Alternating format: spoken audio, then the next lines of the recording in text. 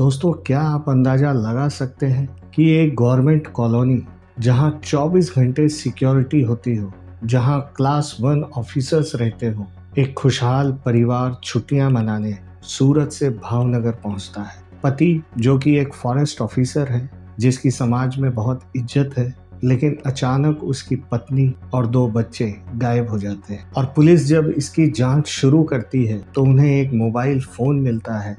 उस फोन में एक अनसेंट मैसेज और बस उसी एक अनसेंट मैसेज ने ऐसी खौफनाक साजिश का पर्दाफाश किया जिससे पूरा पुलिस डिपार्टमेंट और वहां के लोग दंग रह गए।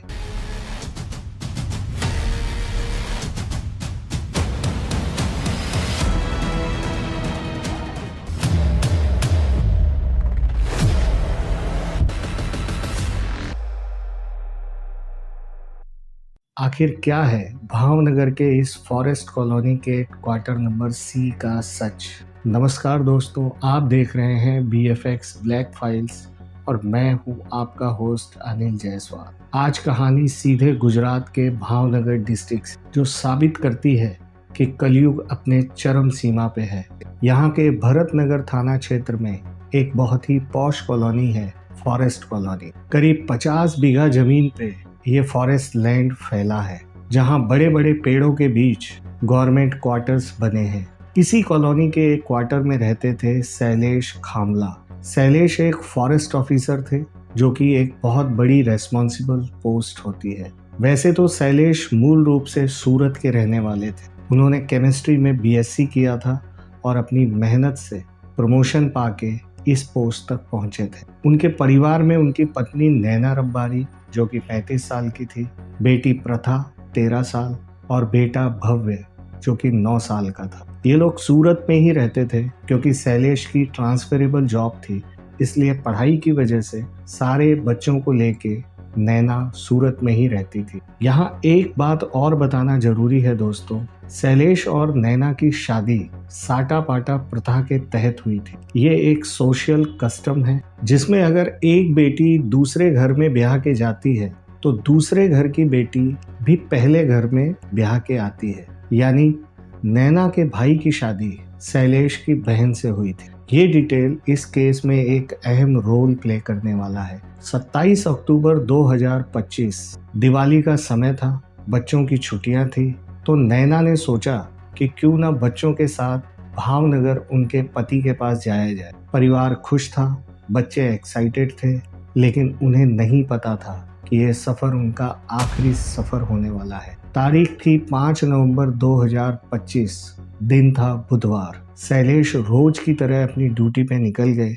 उन्हें तलाजा नाम की जगह पे फील्ड विजिट के लिए जाना था। दोपहर करीब 2 बजे जब वो अपनी ड्यूटी पूरी करके वापस घर लौटे तो उन्हें घर में एक अजीब सी खामोशी मिली। दरवाजा खुला था, अंदर कोई नहीं था।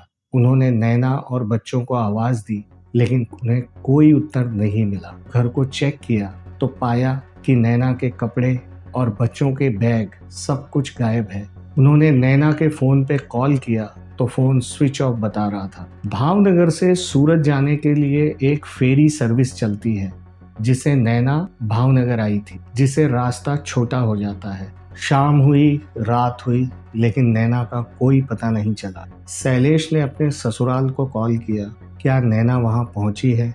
जवाब मिला नहीं। अगले दिन यानी 6 नवंबर तक भी नैना और बच्चों का कोई पता नहीं चला, तो दोनों परिवारों में हड़कंप मची। ससुराल वाले और मायके वाले सभी भावनगर पहुंचने लगे। हर जगह ढूंढने की कोशिश की गई, लेकिन तीनों का कोई पता नहीं चला। आखिर 7 नवंबर 2025 को शैलेश और उसके कुछ रिश्तेदारों ने पुलिस स्टेशन जाके एक मिसिंग रिपोर्ट दर्ज करा दी। पुलिस के लिए एक हाई प्रोफाइल मामला था, क्योंकि एक क्लास 1 ऑफिसर का परिवार गायब हुआ। सिटी SP के ऑर्डर पर लोकल क्राइम ब्रांच और भरत नगर पुलिस ने मिलकर 3 टीमें बनाई और जांच शुरू की। पहली टीम का काम था CCTV फुटेज को खंगालना।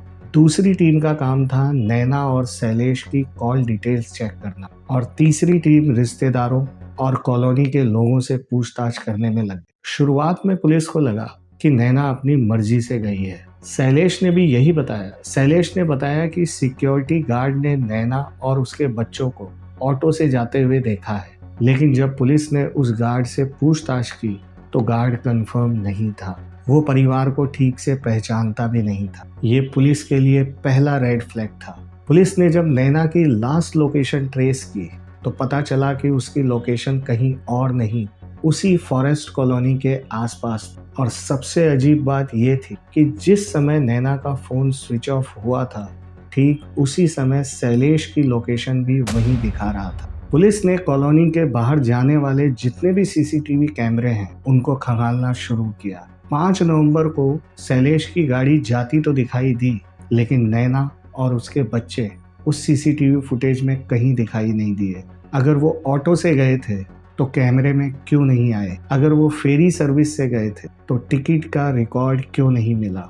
अब जांच अधिकारी को शैलेश के बिहेवियर पे शक होने लगा। शैलेश के चेहरे पे वो घबराहट नहीं थी जो एक पति या पिता के चेहरे पे होनी चाहिए। वो बहुत ही नपे तुले जवाब दे रहा था। कहते हैं ना, मुजरिम कितना भी शातिर हो लेकिन एक सुराग जरूर छोड़ जाता है। शैलेश, जो खुद को बहुत स्मार्ट समझ रहा था, एक फोन लेके पुलिस स्टेशन पहुंचता है और बताता है कि घर की तलाशी में नैना का फोन उसे मिला। पुलिस ने फोन को अपने कब्जे में लिया। फोन एयरप्लेन मोड पे था। जैसे ही पुलिस ने एयरप्लेन मोड हटाया और गैलरी और चैट्स चेक की, उसमें एक अनसेंट मैसेज मिला। ये मैसेज 5 नवंबर को सुबह 10:18 पे किया गया था। मैसेज में लिखा था, मैं बहुत परेशान हूँ और मैं अपने बच्चों को लेके उनके असली पिता के पास जा रही हूँ।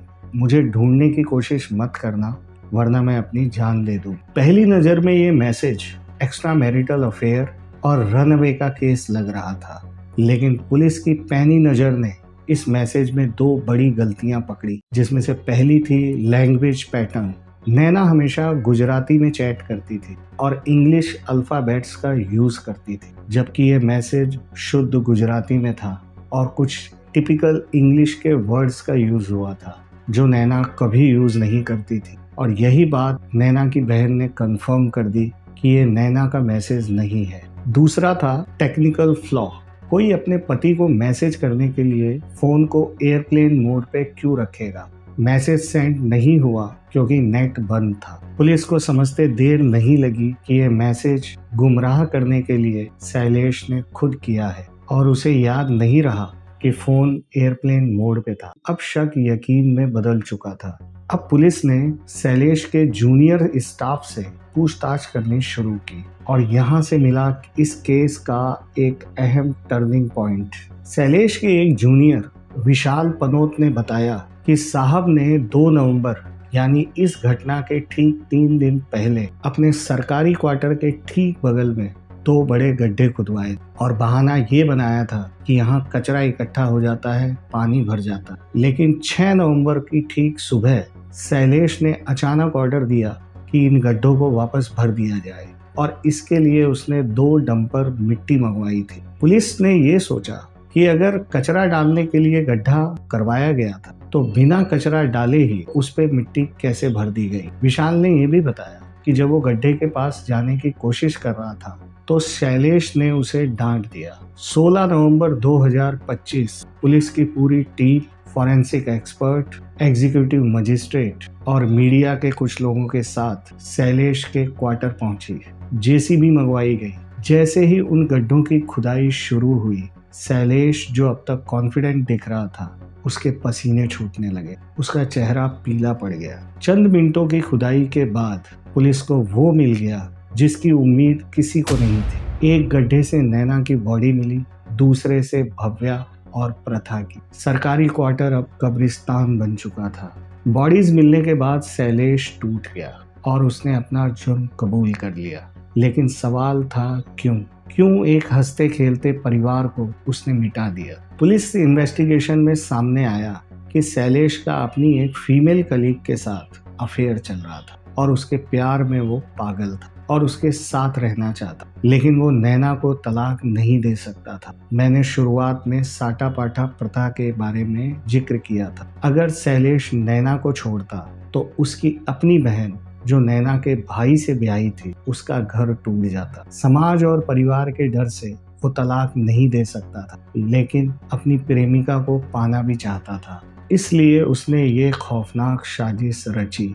5 नवंबर की सुबह शैलेश और नैना में झगड़ा शुरू होता है और इसी झगड़े के दौरान शैलेश नैना के मुंह पे तकिया रख के उसका दम घोट देता है और ठीक इसी तरीके से वो भव्या और प्रथा को भी मार डालता है। फिर इन तीनों को पहले से तैयार गड्ढों में दफनाता है, उसके ऊपर से मैट्रेस और पत्थर डाल के उसके ऊपर से मिट्टी डाल देता है और अगले दिन वो तैयार होके अपनी ड्यूटी पे चला जाता है जैसे कुछ हुआ ही ना हो। पुलिस ने शैलेश को गिरफ्तार कर लिया है। उसकी प्रेमिका से भी पूछताछ जारी है। हालांकि अभी तक हत्या में उसकी प्रेमिका का कोई भी डायरेक्ट इन्वॉल्वमेंट का सबूत नहीं मिला है।